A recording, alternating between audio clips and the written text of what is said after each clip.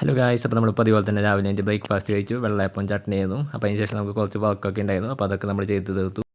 അപ്പോൾ ഇന്ന് എനിക്ക് വൈകിട്ട് വലിയമ്മയുടെ വീട്ടിലൊന്ന് പോകണം. അപ്പോൾ അതുകൊണ്ട് ഉച്ച കഴിഞ്ഞിട്ട് വീഡിയോ എടുക്കാൻ സമയം ഉണ്ടാവില്ല. അപ്പോൾ അത് ഞാൻ വിചാരിച്ചു ഇപ്പം തന്നെ വീഡിയോ എടുത്ത് വെച്ചേക്കാമെന്ന് വെച്ചു.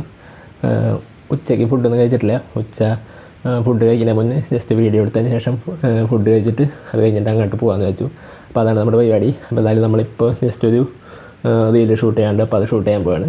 അപ്പോൾ ഇതായിരുന്നു നമുക്കിന്ന് ഷൂട്ട് ചെയ്യാനുള്ള ലുക്ക്. ഒരു പുതിയൊരു സിനിമയിലത്തെ ലുക്കാണ്. അപ്പോൾ ഇതിൻ്റെ ഡീറ്റെയിൽസ് ഞാൻ പറഞ്ഞത്. അതേപോലെ തന്നെ ഈ ഒരു റീല്, ഈ ഒരു വ്ളോഗ് ഇറങ്ങുമ്പോൾ ഓൾറെഡി ഇറങ്ങിയിട്ടുണ്ടാവും, നിങ്ങളൊക്കെ കണ്ടിട്ടുണ്ടാവും.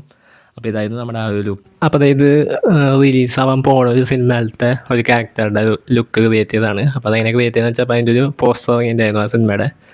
അപ്പോൾ അത് ഏതാ സിനിമ എന്നൊക്കെ നിങ്ങൾ റീലിൽ കാണും. മിക്കവാറും ഇന്ന് തന്നെ ഈ ഒരു റീല് അപ്ലോഡ് ആയിരിക്കും.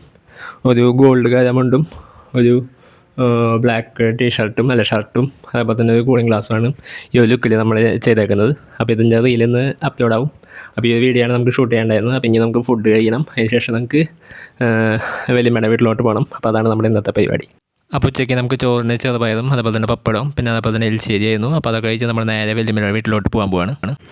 2:40 ഒരു ബസ്സുള്ളത്. അപ്പോൾ വീട്ടിൽ നിന്ന് ഇറങ്ങിയപ്പോൾ 2:40 ബസ് സ്റ്റാൻഡിൽ എത്തിയപ്പോൾ 2:42 ബസ് കിട്ടുമോ നോക്കി നോക്കാം.